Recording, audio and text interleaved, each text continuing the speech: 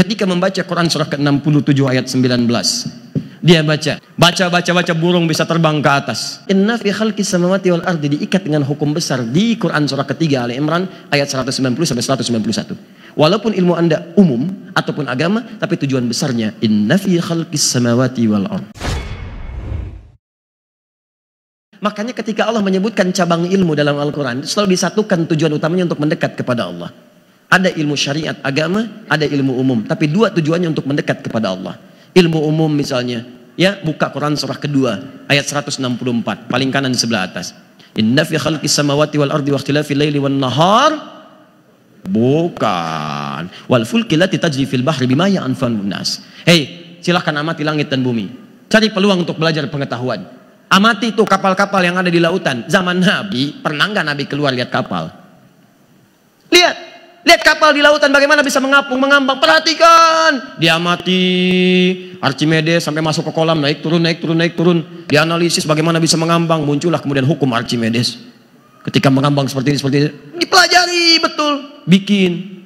Tapi apakah ketika jadi semua itu untuk dibuat mendekatkan diri kepada Allah, untuk berzikir kepada Allah?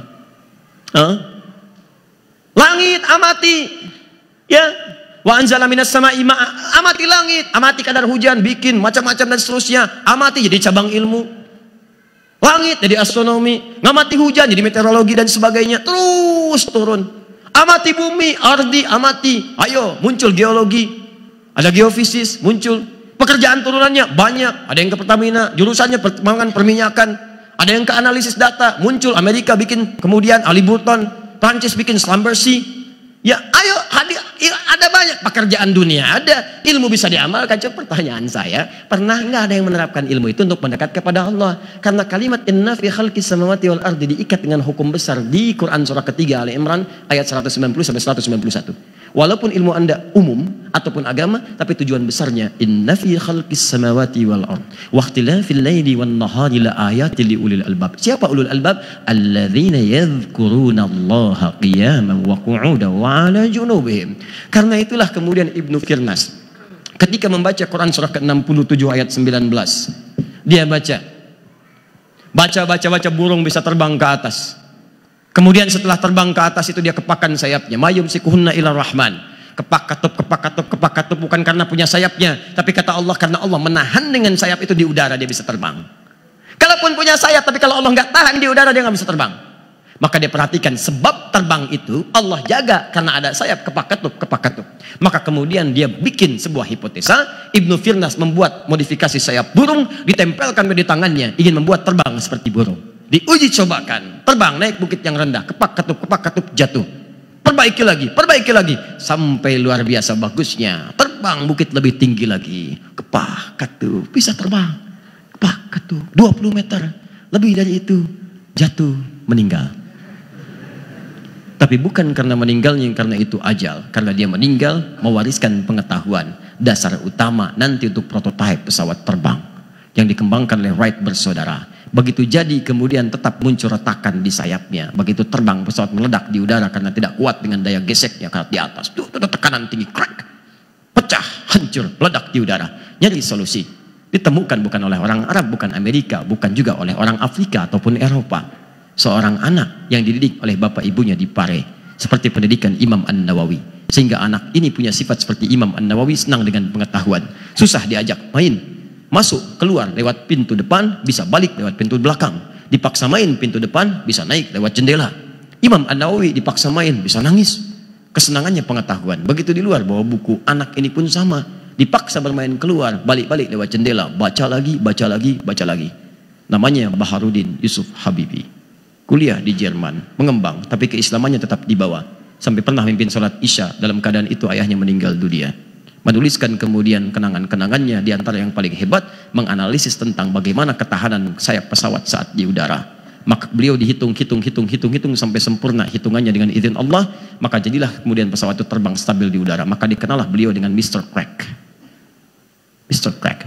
Ya, tuan yang bisa menganalisis tentang solusi keretakan pesawat terbang di udara. Sampai sekarang tercatat berkat namanya.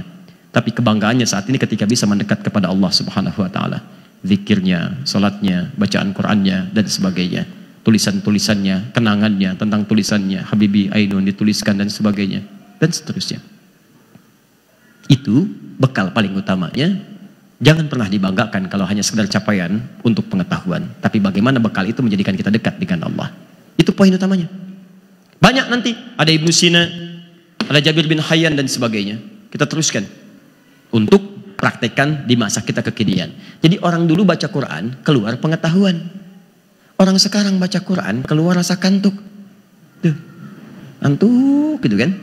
Dulu pernah ada Pak, seorang soleh tuh. Ya, di Pasar Rebo orangnya soleh, kakek luar biasa. Saking dekatnya dengan Allah.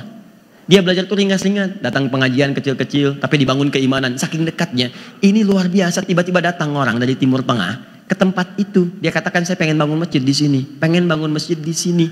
Kok bisa itu orang cuman ke situ di sini dan Anda yang jaga? Siapa yang ngutus orang itu?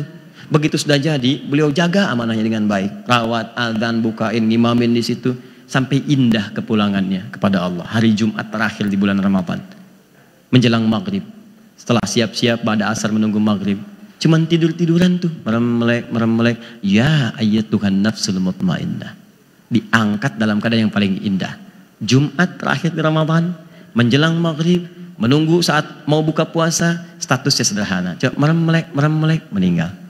Itu sebelah sana sudah ada yang merem-melek. Nah ini ada. Dah, ini terakhir saya tutup. Mustahil Anda bisa maju sendirian, Anda bisa hebat sendirian, Anda bisa pintar sendirian kalau Anda tidak berkolaborasi dengan yang lainnya. Maka dibutuhkan sifat saling bekerja sama untuk mewujudkan apa yang Anda harapkan. Mustahil gedung itu jadi kalau nggak ada yang bangunnya, nggak ada arsiteknya, nggak ada yang ngukurnya. Mustahil sekolahan ini maju kalau nggak ada kepala sekolahnya, nggak ada gurunya. Anda jadi guru karena ada muridnya. Mustahil ada guru tidak ada murid, mustahil ada murid tidak ada guru, mustahil tidak ada yang jaganya, mustahil tidak ada hal-hal di sekitarannya. Maka Anda mesti bekerja sama dalam sifat tadi yang disukai oleh Allah. Baik urusan dunia diridhoi oleh Allah. Sifat-sifat baik urusan dunia kadang diantara maknanya ada yang disebut dengan birrun. Barrun itu daratan, birrun sifat kebaikan di daratan yang punya nilai akhirat. Barrun, birrun sifat baiknya. Birrul walidain, berbuat baik kepada kedua orang tua. Sifat dunia dibalas saat di akhirat. Birrun, sifat-sifat yang menghadirkan ridha Allah disebut dengan takwa amalannya yang telah saya jelaskan di awal. Takwa, birrun dan takwa. Maka muncullah kalau Anda ingin berta'awun, bekerja sama, maka harus punya dasar nilai kebaikan untuk dunia yang punya pahala akhirat dan ridha Allah yang menjamin Anda surga. Birrun wa taqwa. Turun Quran surah kelima ayat yang kedua. Wa ta'awanu 'alal birri wat taqwa.